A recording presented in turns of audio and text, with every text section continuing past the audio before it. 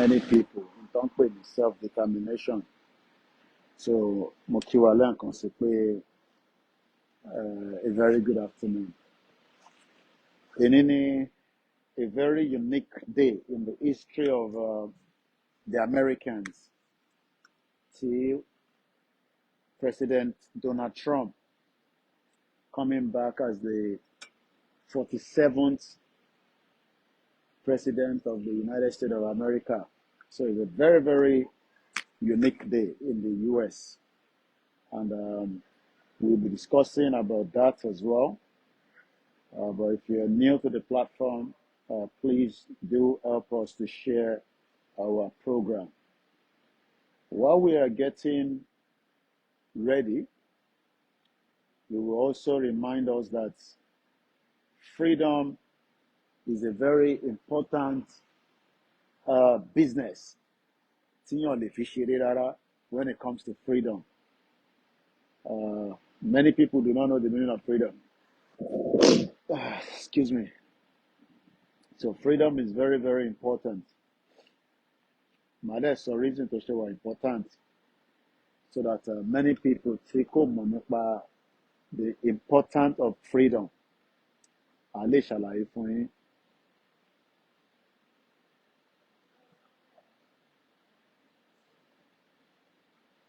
So, Mokiwale can say, aago mẹ́ta ló lù ní London. So it's coming up to 5 minutes past 3 p.m. in a local time in London. In case, you're wondering what is the time. The time is, I need to put this properly. Once again, about me share program. Mo jókòó bí àwọn tó fẹ́ jẹ sàárà. Tó bá ti fẹ́ jẹ sàárà ní mọ́ṣáláṣí, bó ṣe máa jókòó ní. So mo kí gbogbo alẹ́ nǹkan sí.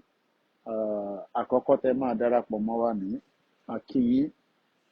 Gbọ́ program wa rí akíyín. Mo kí ẹ, welcome to the transmission. I pray that many of you would have the same privilege like some of us have had, especially those of us that traveled out of the country known as Nigeria. Mokia brother, Miashiri Koikimedia, a very good afternoon to you. Good afternoon to the silent listeners and those that doesn't comment and those that comment as well. Welcome to my live program. Kini wọ́n pè ní freedom. If somebody asks you today that freedom, how can you explain freedom to somebody? And what in your own term is the definition of freedom? So if somebody say to you, I want my freedom, mo fẹ́ gba freedom mi, what does it mean to you as a layman? And how do you explain that to somebody else? That is the discussion this afternoon. Freedom. What does it mean to you? And why will Yòrùbá country be of importance than the current Nigeria that we all have today? Freedom, what does it mean to you? Is the topic of the discussion. So let's read some of your comments. Ẹ jẹ́ ká kà nípa comment yín. Kí ni freedom? Kí ló mean sí yín? Àti pé tá bá ń sọ pé a fẹ́ gba freedom wa, kí ni nǹkan tí freedom yẹn mean? Mo kí gbogbo ẹ̀yin tí ẹ̀ ń wọlé ní méjì mẹ́ta. Mo kí ìyàwó Ọmọlára Ògúndáre, mo kí yín mà. Mo kí yín ní orí Facebook, lórí YouTube. What is the meaning of freedom? What does freedom mean to you? Is freedom something that is worth fighting for? Or is it something that you just ignore and allow somebody else to fight? Abi, everybody has to fight. I know in Nigeria there's a lot of intimidation. There's no doubt about it. Many people want to be free in Nigeria, but intimidation is pọ̀ jù. And that is the reason why a lot of people do not want to even associate themselves with the right to self-determination, because they're worried, they're scared that the current, situation in Nigeria can make it difficult for them to be part of this movement. So many people that wants to be free are waiting for people else to free them from the shackles and the bondage of Nigeria. But notwithstanding, we must continue to encourage ourselves so that we can be free and be free forever. But is freedom going to be given to us for free? The Americans that are enjoying the freedom today, people fought for that. And I mean, a lot of people fought for it. So it didn't come free. So it might be set this properly. Yeah, I think it's better like that. So a lot of people that say at night so that we can be free. Kí lẹ rò pé a ṣe ń ṣe? So let's go into a bit of background and read about a bit of the history of America. So, ká lọ wo America. America is the talk of the show today. If you are not aware, Donald Trump is coming back as a president. Very, very important. So let's go and look at the America independence, how it happened, kí ló ṣẹlẹ̀. But let's talk about Donald Trump. As we know today in America, within the next few hours. So let's go and look at Washington, US time. Now, in America, these are the time zone as right now. In America, Chicago is 11 minutes past 9 a.m. Devon, 11 minutes past 8 a.m. Phoenix, 11 minutes past 8 a.m. Los Angeles, 11 minutes past 7 a.m. Honolulu, 11 minutes past 5 a.m. So US is 4 hours ahead of the UK, or probably backwards rather anyway. So what is the time in New York? What is the time in New York right now? The time in New York is almost, remember, the time in New York. Any time when in New York? Well, 12 minutes past 10 a.m. Ní England, United Kingdom, is almost 10 minutes past 3 p.m. local time. I won't pay 3 p.m. I shall pay 1500 hours. Now, let's go back and understand Tani Donald Trump. Some of you might know him, and some of you might never know him. At least, that is the guy we're talking about. Donald Trump. Very unique, very important today, that today he will be returning back as a president. Otijeri. Donald Trump is 78 years old. Odagbadia, 78. He was born on the 14th of June, 1946. So, Tabalowo, 1946. Ejeka Loyo, 1946. Again, Emma Binu, a bit of network glitch. So, Donald Trump was 32 years old when Nigeria was amalgamated in 1914. So that means pé ó ti dàgbà díẹ̀. Now, let's go back to him again, according to what I want to learn from him. So let's go and look at the overview of who is Donald Trump. Tani Donald Trump. Like I said, he was born on the 14th of June, 1946. is an American politician, a media personality, and a businessman who served as the 45th President of the United States from 2017 up to 2021. Having won the 2024 presidential election as the nominee of the Republican Party, he is now elect and will be inaugurated today, the 20th of January 2025, as the 47th President of the United States of America. That is Donald Trump. So in case there so that is Donald Trump for you. So Donald Trump, like I said, is a very important person that everybody is talking about today. And is going to be doing a lot, to rescue America from all different atrocities, crises, and whatever you can talk about. So, and we are talking about him right now. But one thing that I want us to understand first is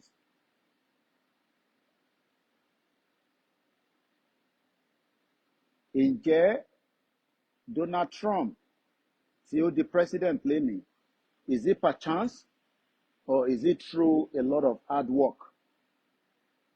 What do you think?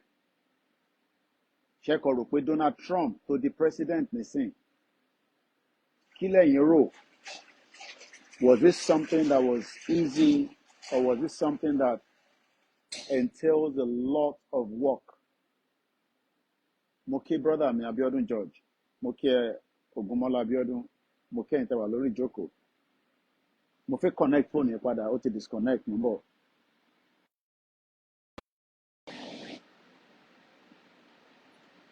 I'm trying to pair my phone with this one through the hotspot.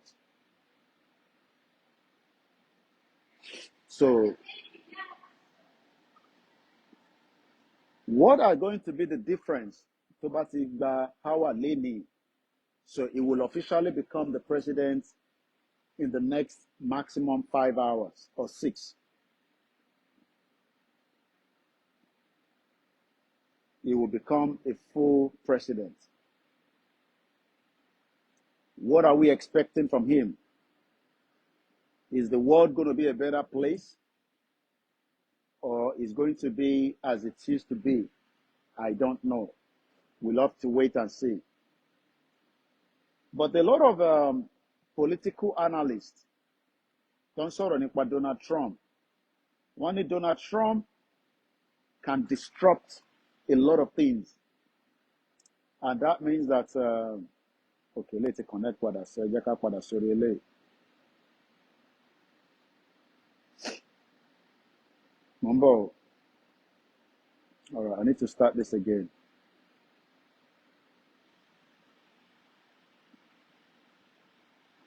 Mo kí Professor Adebanji Akitoye. Mo dẹ̀ lọ bẹ́ẹ̀ mo kí gbogbo àwọn leaders wa látòrí bàbá wa olóyè Sunday Igboho. Mo kí Chief Imam, mo kí gbogbo different groups and different people that are working tirelessly. Independence Day of America is always the 4th of July. It's a federal holiday in the United States, which commemorates the ratification of the Declaration of Independence by the Second Continental Congress on July 4, 1776. Supported Goleni. Everybody's enjoying the independence of America. What led to the independence? The founding fathers, delegate of the Second Continental Congress, declared that the 13 colonies were no longer subject and subordinated to the monarchy of Britain, King George III, and were now united, free, and independent. mo fẹ́ ká farabalẹ̀ ká gbọ́ bẹ́ẹ̀. Ní 1776 àwọn kan kóra wọn jọ, wọ́n ní àwọn sí lábẹ́ United Kingdom mọ́, that they are no longer, subject to United Kingdom. Now, the question we should ask ourselves is, when do you think that the Yorubas and the rest of the indigenous people should stop being a subject of Nigeria? When do you think is the right time?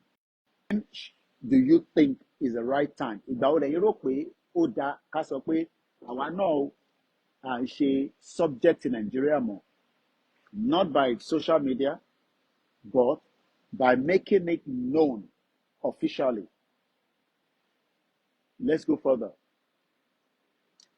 That they are now free and independent. A lot of us want to be free. Abibeko, we want to be free, but we don't even understand the meaning of freedom. How can you be free when you don't understand freedom? Because if you understand freedom, you don't give any sentiment country that has restricted your freedom. You are in a country, and that country is suppressing, subjugating your freedom, and you are still giving it a benefit to breathe. Country breathe. So many Yoruba people, the reason why we are suffering, it didn't suffer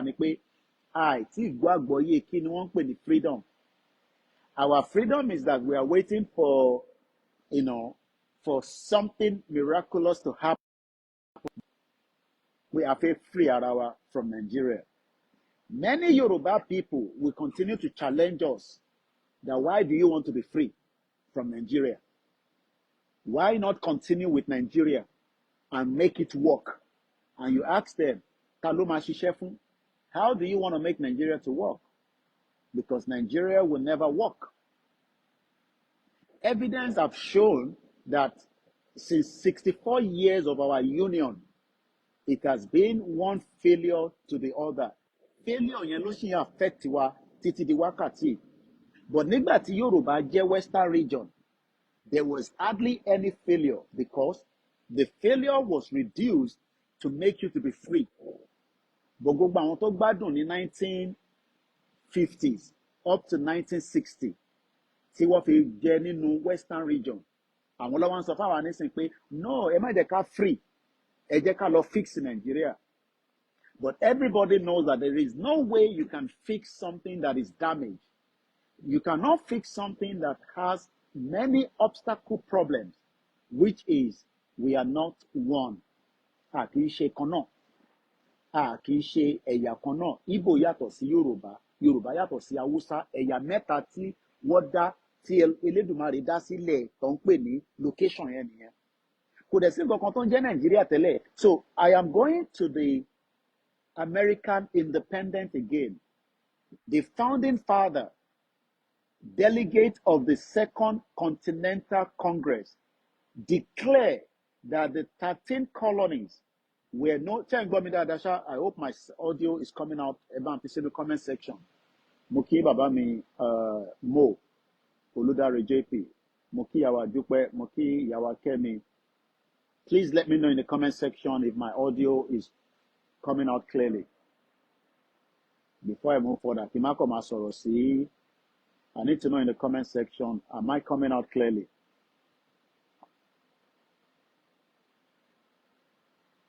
They're about to respond, and there's no point. I might just end the broadcast and we leave it like that. Because we're educating ourselves.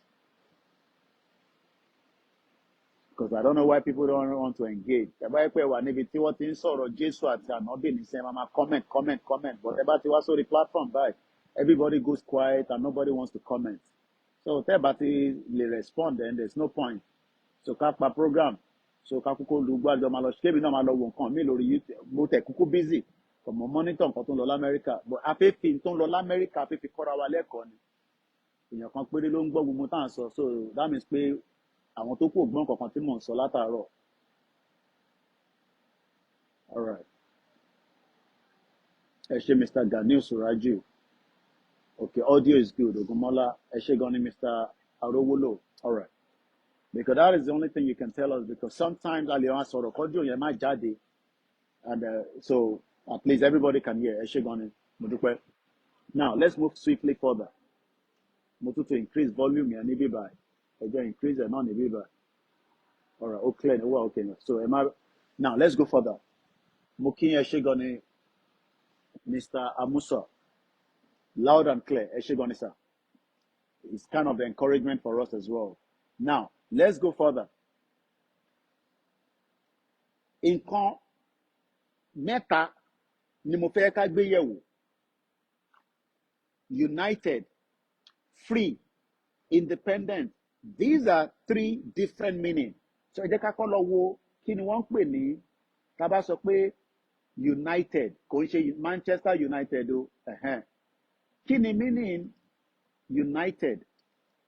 Tí bá sọ fún yàn nísìn pé United, what is the meaning of United?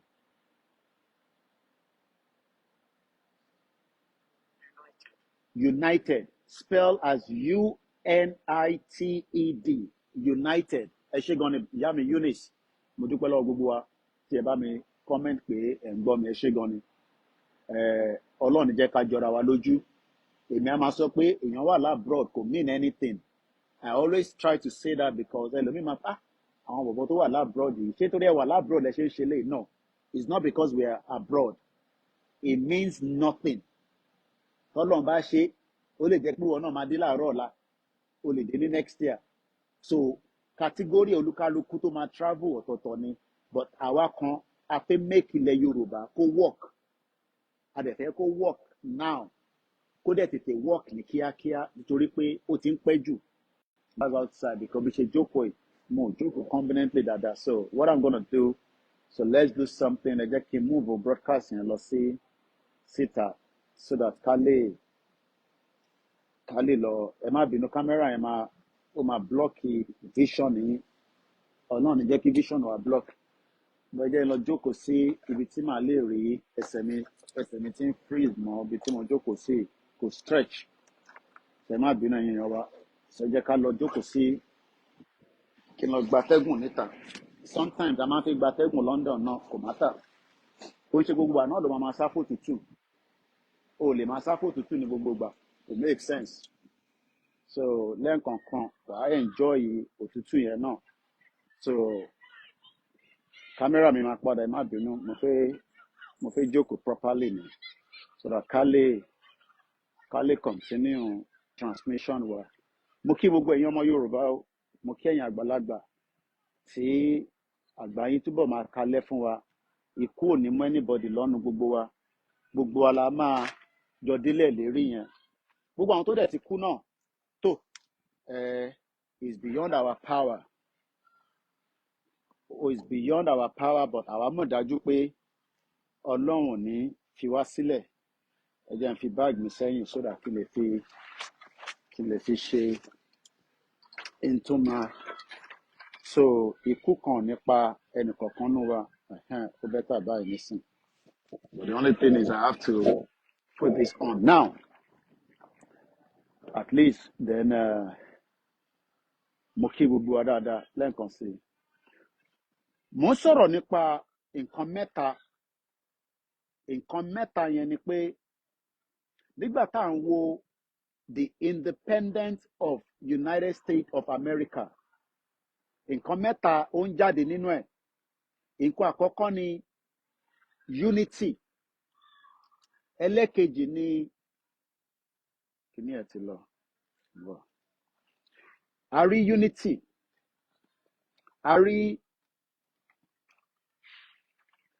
unity. A rí free. A dẹ̀ rí independent. Mo wá fẹ́ ṣàlàyé mẹ́tẹ̀ẹ̀ta yẹn because unity yàtọ̀ sí mo bọ̀ fẹ́ mú pen mi ni. Àpáwà journalist a máa ń like kí a máa wà ká wà coordinated by. So ká sáré ṣe nǹkan kan now. À ń sọ pé unity à ń sọ nípa free a dẹ̀ ń sọ nípa independent. Ọ̀rọ̀ mẹ́ta ni kí ló dé tẹ́lẹ̀ tó ń connect tó ń disconnect. Nǹkan mẹ́ta: unity, free, united, free àti independent. Mo wá fẹ́ lọ wo kí ni dictionary meaning each of these words. Ká lè wo èwo ni ó relate má wà ti Nàìjíríà nínú àwọn ọ̀rọ̀ tí à ń sọ yìí. Kí ló relate má wà ti Nigerians in terms of ẹ̀yà tó wà, Igbo ni, Hausa ni, Yorùbá àti different indigenous groups tó wà nínú Nigeria. United. Join together politically for a common purpose. Feeling. Join together. Ìntọ́kó papọ̀. Òyìnbó wá láti bíbáyìí. Kí ló ṣe lè tó ń lọ tó ń bọ̀ yìí náà. Òyìnbó wá láti Europe, another continent. Continent táwọn wà yìí, continent kan ni mo wà báyìí nísìnyí wọ́n pè ní Europe. Ọ̀dọ̀ tiwa ló ń pè ní Africa. Wọ́n gbéra láti Europe níbi tó ti explore, because àwa náà ta wá sí bíbáyìí. Àwa for different purpose, but mostly because of economic situation ta face ní Nigeria la ṣe wá sí abroad. Tó bá yẹ pé Nigeria wà okay ni, yes, kódà ní láti wá kàwé ní bíbáyìí. We have no reason to come and study here because a máa lọ sí university wa tó ń ṣiṣẹ́. Tá bá fẹ́ ṣe masters, a lọ sí university wa náà tá máa ti ṣe masters. Tá bá kọ̀ wá jáde bóyá a kàn fi lọ ṣe exchange program yẹn kẹ̀lé tá bá ṣe ń parí ẹ̀ báyìí a máa padà sílé because we have something waiting for us. Ẹ mọ̀ pé bọ́n ṣe ní àwọn bàbá kan ṣe enjoy nìyẹn tó bá kàwé tán. Kódà I don't see the reason why they were coming here to study because education system wa was top notch, but let's leave that for now. Ẹ jẹ́ ká hold on lórí united yẹn. Nǹkan mẹ́ta ẹ kọ sílẹ̀: united, free and independent. We are treating three different words. Nǹkan mẹ́ta là ń treat, and these three different words have different meaning. But are we united in Nigeria? Ǹjẹ́ we united? And if you are saying to me pé our united because àwọn òyìnbó English tó wá láti Europe tó wá convert wá sí Nigeria pé káwa united, ǹjẹ́ àwa fúnra wa ǹjẹ́ a lè agree pé àwa united nínú Nigeria? Are we united? And if we are united, what are the indices? Kí là nǹkan tá a máa fi mọ̀ pé Koiki irọ́ ló ń pa náà? Àwa united ìbájọ́ máa ń gbá bọ́ọ̀lù together gbogbo Nigeria. A lọ gbá World Cup. Ṣé rántí kinní kan 96? A lọ gbá World Cup. Wọ́n kó gbogbo ẹ̀yà kan náà. Wọ́n kó wọn sórí pitch. Wọ́n kó wa sórí pitch. Tàbá wa ń sọ Yorùbá tí Rashidi Yekini tó bá ní gbá bọ́ọ̀lù sí bíbáyìí. Hausa tó wà níbẹ̀ kò gbọ́ nǹkan tó ń sọ.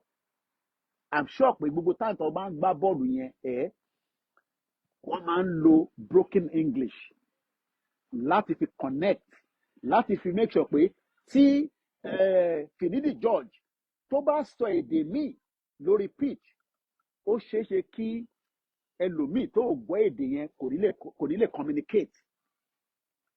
Ẹ rí i pé àwọn tí èmi ti lọ sí Turkey níbi tó ti ń gbá bọ́ọ̀lù.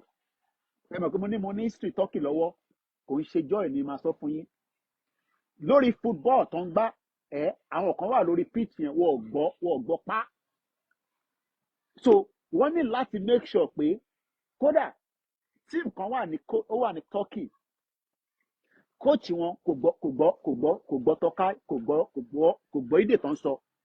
So wọ́n ní láti employ another person wọ́n ní the talent brain ẹ̀ because wọ́n mọ̀ pé brain ẹ̀ òun kọ́ ni èdè yàtọ̀ but wọ́n mọ̀ pé brain yẹn wọ́n ní the brain ẹ̀ so what they did was wọ́n employ ẹlòmíì tó máa ṣàlàyé fún tó bá ń ṣàlàyé fáwọn àwọn players tó bá ń ṣe training mo fẹ́ divert too much mo fẹ́ ká focus lórí are we united Mr. Ayinde Ola ẹ lè comment to màkà síta Mr. Ayinde Oladimeji ní Nigeria are not united because we have not got one language a kì í ṣe èdè kan náà yet we are expecting to have a united country that will work so tá bá ń sọ fún àwọn north pé we want to come and invest in the north but pork la fẹ́ fi operate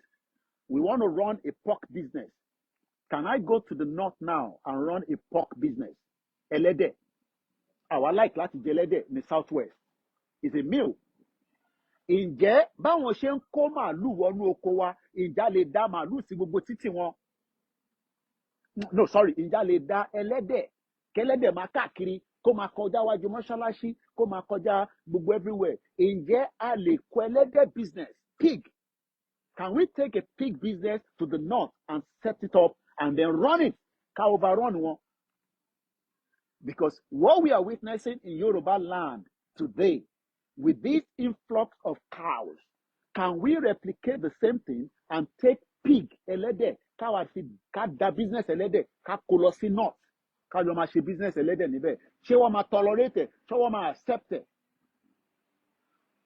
I'm sure most of you agree that it can never be done now that indicator means that we are not one united country ẹ̀mú yẹn dání now the reason why the United Kingdom or the colony ọba ti jọ sí ìdí tó ṣe kó gbogbo àpapọ̀ ni pé they are hoping wọ́n rò pé bóyá at some point during this marriage we will be having peace we will be able to work things together à lè yanjú oríṣiríṣi differences wa on the round table we now saw that everybody has an agenda Igbo ní agenda tiwọn tí wọ́n fẹ́ mú Nàìjíríà wọ́n fẹ́ mú sí pocket wọn tó bá fún wọn láyè tó bá fún Igbo láyè wọ́n máa mú gbogbo Nàìjíríà wá strangulate agenda nìyẹn Yorùbá náà ní agenda tiẹ̀ tó bá fún wa láyè ni torí pé àwa wà àjọra wa lójú but we are cherished people we are loving people we are caring people àwa dẹ̀ wò pé tá a bá gba Nàìjíríà mọ́ wọn lọ́wọ́ à á transform ẹ̀ in a way tó máa ṣiṣẹ́ that was the expectation of àwọn Baba Akintoye when they were doing Second Republic because àwọn Baba Akintoye rò pé bóyá àwọn máa transform Nigeria and it will be the best in Africa they now realize that the agenda tí náà ti gbé dání sọ́wọ́ àwọn ò tẹ̀ fẹ́ kí Nigeria kó ṣiṣẹ́ rárá because the northern part of Nigeria wanted to become the big boss kẹ́rí pé 3 different agendas and all this agenda was put into Nigeria to make it to work from there olúkálùkù wa ń lo agenda tiẹ̀ there was a coup there was counter coup there was coup kill anybody olúkálùkù wa mú Nigeria according to how they feel it belongs to them but what they are not understanding is that the word Nigeria itself is a fraud. The word Nigeria is never a country. It was a fraud that was pushed on us during the 1914 amalgamation. Now, for peace to reign, what we should first be talking about is dissolve the fake unity that we are pretenders, that we love each other. There is no unity among us. And there can never be unity among us regardless of who is in power. There's no doubt about it. Ẹ̀mú yẹn dání. Now, people also ask on Google, what is the full meaning of united with a question mark? Join together as a group. So we know that Yòrùbá has been in existence as far back as 11,000 years. Whether it's Yòrùbá Ekiti, whether it's Yòrùbá Ijebu, we are still Yòrùbá people that have the same ideology, the same culture, and the same ways of life. But we don't know who are the Igbos. We know that they are there, but we don't know them. The reason why we know them now is because the world has moved closer and they have come closer and we know them. There are many people around the world that you will never meet, you don't have no business to know them. And any right, láti mọ̀ wọ́n, as long as you in your own country, your country is valuable to you and respect you and give you even the freedom to go and find those people. You don't have to go and find them. Do you know how many people are around this world? We have billions of people. So why then do you think that you must have any business with Igbo people? You don't have any business with Hausa people and any business with Beluwa. But what we are doing now is we are trying to love each other in a fake love that can never work. And try láti nífẹ̀ẹ́ ara wa, knowing fully well that it's fake. It can never work. Because there is no unity between those three major ethnic groups. And we are not tribes. Morawari, kò síbi kankan tí àjọra. No. We are different. We are different people. Do you know that while I was engaging, I was privileged on Saturday, Moki Prophet Ologolua. I don't know what's going on with our YouTube. It's coming in and out. Ẹ má bínú. Ṣé rántí video kan tí máa ń lò? I'll play that video. I spent a whole 1 hour on the phone between Prophet Ologolua and this individual. Ẹ jẹ́ ká gbọ́ video yẹn. Then you will know the video I'm talking about. Then you will know this person that I'm talking about. Ẹ jẹ́ ká sáré jọ gbọ́. This video, we use it a lot. It was a privilege. Pé mo láǹfààní pé mo ti mọ ẹni tó wà behind the video. Kódà brain power tó wà lórí ẹ̀gbọ́n yẹn is another thing entirely. He lectured me for over 1 hour. Ẹ pé torí mo ṣe program over the weekend, ẹ support wa so that Ali were encouraged as well. Ẹ jẹ́ kí n sáré mú video yẹn jáde mú bọ̀. Mo kí gbogbo wa lẹ́ẹ̀kan sí. Mo kí Ọlánipẹ̀kun, mo kí Ọbánlá Ọlálẹ́yẹ, mo kí ẹ̀yin tẹ́ wò mí ní Abuja. I have a lot of my listeners in Abuja that are watching me back to back.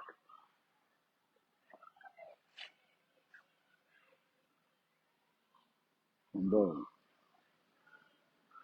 right, ẹ jẹ́ kí n lọ wo message tí mi àtẹni yẹn. Mo kí wa lẹ́ẹ̀kan sí. Mo kí Professor Akintoye. Brother yìí wà lórí Twitter, fẹ́yìn tí ẹ bá fẹ́ lọ follow ẹ̀. Wọ́n ń pè ní orúkọ wọn lórí Twitter ní Ẹ̀dá Ọ̀tọ̀. We had, that is his picture there. It was a privilege for me to speak with an icon that told us this. Remember this video? Listen to it. There is no land called Nigeria. There is no language called Nigeria. There are no people called Nigerians. We are only deceiving ourselves. We are not Nigerian. Okay, where is Nigeria? Where is the land called Nigeria? What is the Nigerian language? We are nations that had been forced together to live in one pathetic country. So anybody who goes there today to say, pray for Nigeria, that person is just fooling himself, because the people who want to be that Nigeria have not yet sat down and agreed if we want to be one Nigeria. Mo kí lẹ́ẹ̀kan sí, mo kí ẹ̀gbọ́n mi Ẹ̀dá Ọ̀tọ̀. I didn't even know that he's into music as well. Kódà wọ́n ṣàlàyé bí fídíò yìí bó ṣe generate. It was before the election of 2019. ní Ìkẹjà àwọn ń lọ tí wọn but ẹni tó rí wọn ẹ mọ̀ pé tẹ bá wo fídíò yìí dáadáa wọ́n lo bead gẹ́gẹ́ bí culture wa so wọ́n rò pé àwọn ẹ mọ̀ pé a máa rán àwọn kan tó máa wà láàrin Èkó tó máa wọ white bí àwọn tó máa so ẹni tó engage wọn yìí kò tẹ expect pé kí n tó máa bá lẹ́nu wọn wọ́n ní fídíò yìí gùn jù bẹ́ẹ̀ lọ ẹni ló cut ibẹ̀ yẹn it was a bigger video but we'll come back to that but we spent 1 good hour kódà ẹnu wọn ni mo ti gbọ́ pé ilé kan wà ní Ìbàdàn mo fi sáré lọ mú jáde ni o a sì máa padà sórí free and independent I'm watching the time we have about 15 more minutes there is a house in Ìbàdàn ẹ̀yin ọmọ Ìbàdàn mo kí yín àní ìran wa the more tá a bá pẹ́ sínú Nàìjíríà Ọlọ́run má jẹ́ kí òṣì àti ìbànújẹ́ ká máa jí ba lójoojúmọ́ the more tá a bá pẹ́ sínú Nàìjíríà because Nàìjíríà ò ṣe country rárá níbo ni Google mi wà mo mọ tó ṣe eléyìí tó ń lọ tó ń bọ̀ is just upsetting mo ń bọ̀.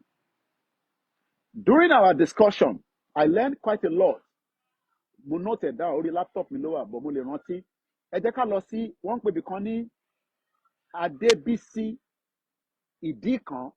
How many people knows this man? Have you ever heard about a man called Adébísí Ìdíkan mansion in Ibadan? How many Yoruba people mọ̀ pé ilé kan wà tó wà ní Ìbàdàn? Ó sì wà báyìí bí ṣe ń bá yín sọ̀rọ̀. Mo fẹ́ mọ̀ bí àwọn èèyàn tẹ̀ mọ̀ bẹ̀ rí àbẹ́ ọmọ bẹ̀ àbẹ́ gbọ́rí. I'm sure pé àwọn àgbàlagbà wa kan tó bá wà lórí program. Ẹ bá mi sáré comment. Ǹjẹ́ ti gbọ́ nípa bàbá kan tó ń pè ní Adébísí Ìdíkan mansion? How many people have heard about it before? Àwọn yìí tó máa ń sú wa nínú program nìyẹn tá a bá ti sọ̀rọ̀ báyìí mo ti repeat ẹ̀ bẹ́ẹ̀ mẹ́ta ó yẹ kí n ti máa rí comment kó máa flow àbájá àwọn a máa ń rí náà lórí iṣẹ́ bá ti lọ ṣe prayer tá a bá máa comment eléyìí tá a ṣe náà ìwàásù náà ni tẹ́ ẹ̀ bá mọ̀ ẹ sọ pé no àmọ́ pé yín ò mọ̀ ẹ̀yin tẹ́ bá mọ̀ ẹ dẹ̀ bá sọ pé yes mo ò rí comment kankan lórí YouTube so I'm not sure why I'm not picking any comment on YouTube but I can't read any comment. So Facebook nìkan ni mo ti lè rí wọ́n ní Ìbàdàn ilé Olúyọ̀lé ló wà okay so èèyàn kan péré ló mọ̀ nípa lè ẹ jẹ́ n lọ wo bí àwọn èèyàn comment lórí YouTube Adébísí no I have never heard about it no this ìbá a máa ń kọ́ ẹ̀kọ́ èmi náà wọ́n kọ́ mi níjọ́ Saturday àwọn kan mi wà tí mo gbọ́ rí ìdí tẹ́ ṣe gbọ́dọ̀ máa wá sórí ètò Koiki nìyẹn because gbogbo platform ló ń ṣiṣẹ́ but lórí platform yìí ó yàtọ̀ because it's an international standard okay Mr. Adex náà àwọn ti gbọ́ rí Mr. Ayinde ní no ẹ jẹ́ ká lọ sáré wà àwọn tó wà lórí YouTube yá ààrẹ ni tí ó ti gbọ́ bẹ̀ rí Adébísí Ìdíkan ni wọ́n ń pe arákùnrin náà okay ọba ńlá ní òun tẹ̀ gbọ́ rí àmọ́ tó ṣe fídíò wa tó ń ní problem lórí YouTube lénìí ó ń lọ ń bọ̀ bí ilẹ̀kẹ̀dé ni I don't know what's going on so I'm allowed to upload video later sórí YouTube yẹn because I don't know why it's in and out now anyway ẹ jẹ́ ká continue wọ́n ní Ìbàdàn indigenous people will know okay all right now ẹ jẹ́ kémi fún yín ní exposition yẹn èmi náà sà lọ́wọ́ ẹ má stress ara yín ǹjẹ́ mọ̀ pé ilé yìí tá à ń sọ yìí mo fẹ́ fi building yẹn wọ̀nyí this is the house mo ń bọ̀ mo fẹ́ wo image ẹ̀ this is the house èmi máa rán àwọn staff wa lọ wọ́n gbọ́dọ̀ lọ ṣe recording fún wa tá a máa ní lọ́wọ́ tó máa wà lórí ètò Koikimedia ǹjẹ́ mọ̀ pé ilé yìí ó ní 99 rooms 99 kò ń ṣe 1 o kò ń ṣe 2 o 99 rooms ọlọ́run ọba o nǹkan ti ṣe Yorùbá gan nínú Nàìjíríà now let's go to a bit of the history kátẹ̀kọ́ lọ kásá a ṣì wà lórí United o but tá a bá parí free at independence yẹn a padà wá sí èèyàn níjọ́ míì bẹ̀jẹ̀ ká sì dúró lórí united because in tó bá lè mú bàbá yìí tó kọ́ irú ilé yẹn ní ọdún tọ́nà kọ a máa gbọ́ ọdún yẹn nísìnyí àwa wà níbi tí ọmọ yorùbá sì ń gbé nínú ilé tí kò sí balùwẹ̀ tó lọ ń wẹ̀ níta a wà nínú ilẹ̀ yorùbá nípínlẹ̀ yorùbá lénìí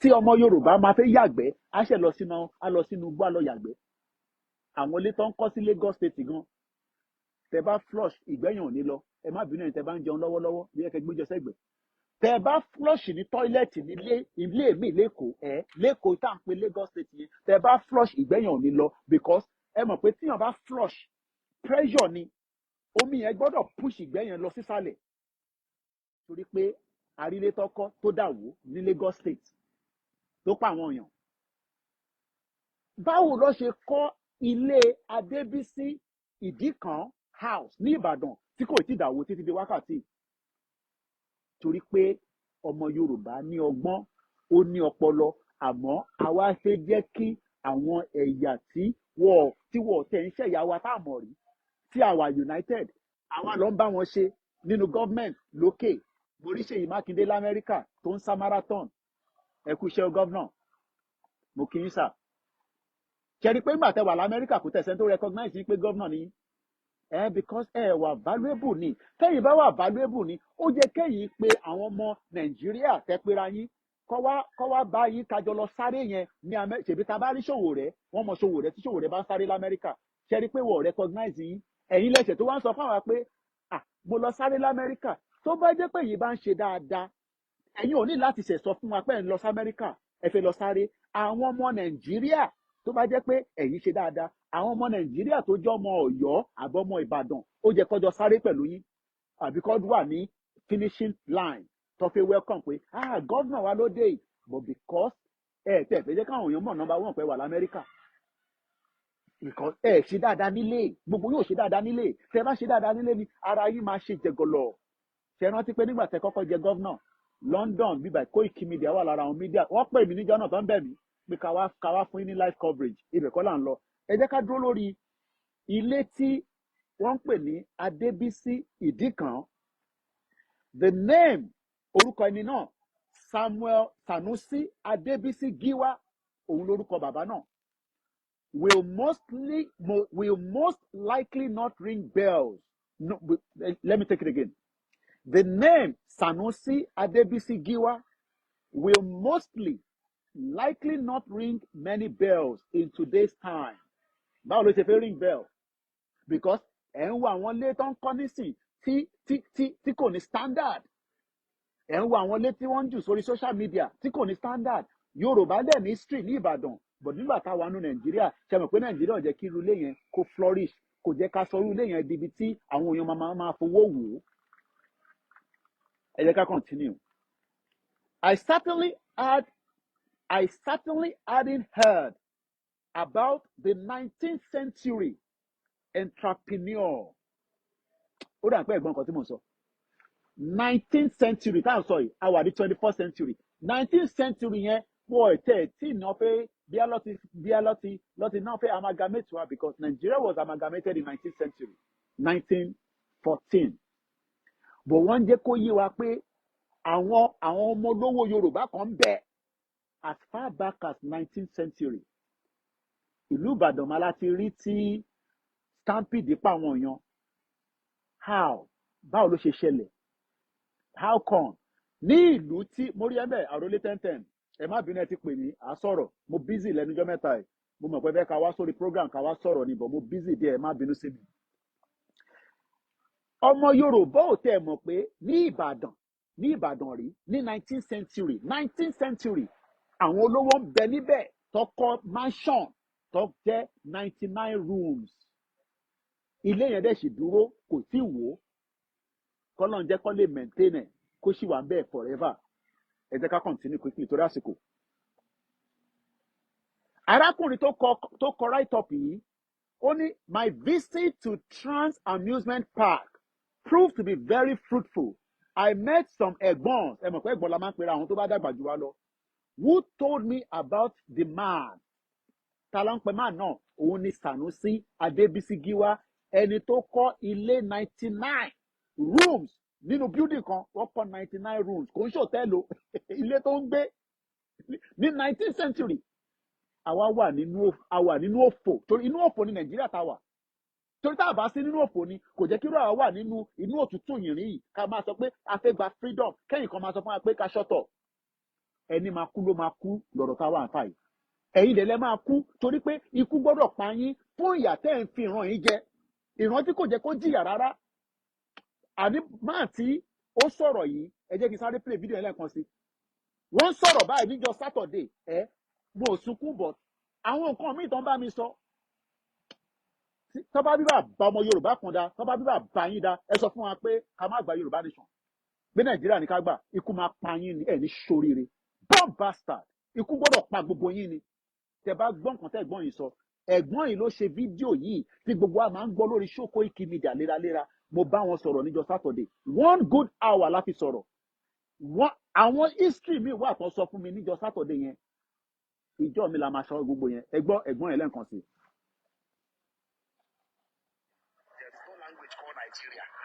But I know people call Nigerians. We are only deceiving ourselves. We are not Nigerians. Báwo la ṣe jẹ́ Nàìjíríà?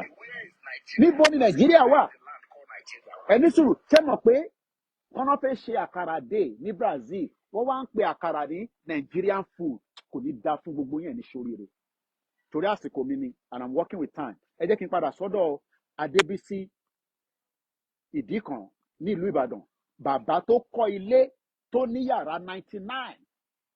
A wà nílùú Ìbàdàn lérè nísìn ẹlòmíín sùn níta torí pé ní gọ́ọ̀mẹ̀ntì tó lè kọ́ àwọn ilé táwọn èèyàn máa gbé níbẹ̀ studio flat ni ẹni tó bá bímọ ni kọ́ fún ní 2 bedroom ni ẹni tó bá jẹ́ pé single room ni gbogbo èèyàn wá ń gbé ní shanties à ń gbé ní shanties ni gbogbo wa ń gbé àtolówó àti tálákà. Now wọ́n ní wọ́n bí bàbá he was born in Ìbàdàn the year was 1882 ni wọ́n bí bàbá tó kọ́lé 99 rooms 1882 ni wọ́n bí bàbá yẹn níbo làwọn òyìnbó wà níjọ́ náà lọ àwọn olórí burúkú tó kó wa sínú ìdààmú yìí táwa wá ń wá visa olúkálukú wa pé tó bá lè jápa o èmi ò ní ever sọ fún yín pé tó bá rí opportunity láti sá kúrò ní Nàìjíríà ọmọ sá 440 but àwa kan padà bọ̀ ilé ọmọ kì í ba baba lẹ́rù ẹ lọ máa dira fún rally kò ń ṣe máa dira pé a fẹ́ jagun o ẹ lọ múra dáadáa lọ tẹfá lọ béèrè lọ́wọ́ gbogbo ibi tó bá yẹ kó béèrè lọ tún ẹ dì dáadáa torí pé tá a bá jáde àgbọ̀ story o gbogbo ẹ̀ èmi kọ́ ni mò ń sọ̀rọ̀ ẹ mọ̀ pé wọ́n rán wa ń ṣẹ́ mo gbọ́ tààrà olè náà sọ wọ́n rán wa ń ṣẹ́ ni o pé ká lọ sọ fún yín pé kò nígbà tá a bá jáde nísìnyẹn kan máa ní ebi pa wá ebi ò lè pa anybody o a máa láti jáde tán láti kúrò nínú ìyà òfò tàwa nú ẹ̀ torí àsìkò ẹ jẹ́ ká mú sípìlì. Wọ́n ní wọ́n bí bàbá yìí ní 1882 peak colonial times. His father was a weaver of aṣọ òfì. Bí alọ́tẹ̀ ń taṣọ òfì mọ́ nìbàdàn ní sin olúkálukú ti abandon gbogbo yẹn. A traditional Yoruba fabric that was used during special occasion aṣọ òfì. He was the youngest of the 3 siblings and they all took part in selling this fabric in and outside the city. Adébísí soon started to expand the sale of the clothes to other cities. Ìran olówó ni wá àwọn ìyá wa tó yẹ pé mo sọ fún pé mom sí tèmi more than 23 countries ló ti travel lọ. Kó tó bí mi ní 1970 ni mom sí mi ti travel. Kó tó marry bàbá mi ni ìyá mi ti travel. Ó dẹ̀ ṣe travel till date. Wọ́n nígbà tó di pé Adébísí aṣọ tó ń tà ó bẹ̀rẹ̀ sí expanded. Bá ṣe máa ń ṣe nìyẹn ọmọ Yorùbá àwọn ìyá wa tó bá ń tajà báyìí kó tó mọ̀ wọ́n ti expand ẹ̀rí bí Dangote ṣe squeeze gbogbo yín ẹ̀rí bí BUA àwọn olórí burúkú Fúlàní tó dé lánàá ẹ̀rí pé wọ́n jẹ́ kẹ́ rí business ṣe mọ́ ẹ̀rí báwọn ọmọ Ìgbò tó máa lọ gbé drug tó máa dé tó máa sọ́ra wọn di King Kong mọ́ wa lọ́wọ́ gbogbo àná la mọ̀ tó máa fọ́ market Yorùbá náà bá gbé drug òun sì máa maintain but tí Ìgbò bá gbé drug tó bá kẹ́rù dé báyìí ìtọ́ntà ní 1,000 naira á sọ di 500 naira mọ́ yín lọ́wọ́ ọba business jẹ́ mọ́ wa lọ́wọ́ báwo lè ṣe fẹ́ control sales báwo lè ṣe fẹ́ control economy mọ́nítà àbá kúrò ní Nàìjíríà gbogbo wa la máa jẹ breakfast tá a máa fi lọ èmi ti sọ fún yín pé millions of people will die tá àbá tètè kúrò ní ìlú òfò ìlú àdánwò tó ti kó bá gbogbo ọmọ Yorùbá torí time mi mò ń wá ago dẹ̀ ní ó important nílùú yìí. Adébísí soon started to expand the sale of the clothes to other cities venturing as far as Benin Republic. Ṣé ẹ wo time kan sọ yẹn nígbà yẹn? Ṣé títí dìsín ṣé Benin better ju Nàìjíríà lọ? Ẹ jẹ́ ká tẹ̀síwájú. Before he was 18 years old, he was able to retire his siblings who were 20 and 15 years older than him. Ó ti bẹ̀rẹ̀ sí sọ fáwọn yẹn pé kí ni wàhálà tẹ́yìn ṣe, nǹkan tí ń dé, owó tí ń dé sí mi lọ́wọ́, ẹ̀yin lọ sí mi díẹ̀. Ìwọ 33 years old, orí bó ṣe ń wò mí nísìn, ọmọ 40 years old, ó ṣe ń wá ẹ̀gbọ́n kan tó máa send 5,000 sell abroad. Torí pé Nàìjíríà ò gbè yín, àdé sọ pé ká lọ sílẹ̀ wa, ẹni ẹ̀ lọ. No problem. Máa tọrọ 5,000 lórí social media kó máa ju account number káàkiri. Wọ́n ní he then ventured into a large scale farming of cocoa. Wọ́n ní nígbà tó ti taṣọ tówó ti ń dé, ó wá kúkú wò pa owó tó ń dé kí la máa fi ṣe, náà bá kúkú expanded. Ó lọ sínú farming. Àárọ̀ yìí nísìn púpọ̀ ní fẹ́ ṣe farming. Àwọn olórí burúkú tó ń kó màálù wá. Ṣáwa lè kọ ẹlẹ́dẹ̀ lọ sọ́dọ̀ tiwọn, ká da ẹlẹ́dẹ̀ káàkiri, kọ́ ẹlẹ́dẹ̀ máa rìn káàkiri ní gbogbo ní north, ní Sokoto, ní Kano, ní gbogbo bí tó ń pè nílẹ̀ Haúsá. Ṣé wọ́n máa tolerate? Ẹ wo bó ṣe ń fi màálù jẹ wá lóko. Ẹni tó yẹ kó di olówó, ó di olòṣìkalẹ̀ lọ́sàn-án gan. Gbogbo diaspora tó fẹ́ invest, wọ́n lé gbogbo wọn dànù. He ventured into a large-scale farming of cocoa, a major cash crop in 18th century. 18th century ni àwọn ilé tí ń lówó. Ṣèbó yẹ kí irú àwa bá irú àwọn owó yẹn ni? A lè bá torí pé a wà nínú ìlú tó ń pè Nàìjíríà tó ti fà wá sẹ́yìn. Tí àwọn tí a jọ wà ń bẹ̀ tó wà united tí wọ́n ní understanding kankan, because àwọn ò ní understanding pé oko làwa ń ṣe ta fi máa ń ní owó. They end up taking everything back. Àbí? Oko ní gbogbo àwọn èèyàn wa tó máa fi ń di olówó. Oko yẹn nísìn àríṣe. And he developed multiple plantations, some as large as 200 hectares. Èmi ò mọ̀ tán pè ní hectares o, but mo mọ̀ pé nǹkan tó tóbi gan ni àbí. Èyí tẹ́ mọ̀ farming ṣe. Wọ́n ní ó expand the plantation ẹ̀. Tẹ́ pé ìmí was more than 200 hectares. Wọ́n ní his success earned him the title Giwa Egba, head of the society. Giwa Egba, head of the society.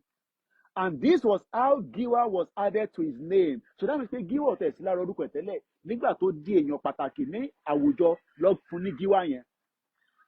At the time, all adult males had to pay a compulsory tax to the colonial government, but most couldn't afford it. It got really bad. There was a notable suicide in the process of it. Mr. Giwa, who had been involved in several philanthropic acts, started paying it off. Ó ń sanwó orí fáwọn èèyàn. Àwọn olórí burúkú colonial mú sọ fún yín pé business ló wá ṣe nílẹ̀ wa. Òun wá ń mú owó ẹ̀, ó fi ń san tax. Tax yẹn ni wọ́n fi ń gbé ìlú ìdúró lénìí nísìn. Tax ni. Tó o bá sí tax nílùú gbogbo àtàwọn àgbà ẹ̀gbọ́n àti máa sá lọ. Ilé náà lẹ́ ń wò yẹn. Ilé yẹn lẹ́ ń wò. Anyway, he built his mansion in 1929 in Idikan, and it is still standing till today. Ó kọ́ ilé ẹ̀ 99 rooms. Ó kọ́ sí Idikan, ilé yẹn dẹ̀ ṣì wà. The area is basically a full marketplace, so driving there is a bit of hassle. But I did it anyway. It is pretty spectacular. Although it is not a very big compound, his private museum is at the back. He is buried alongside some close family members and his 3 favorite horses. The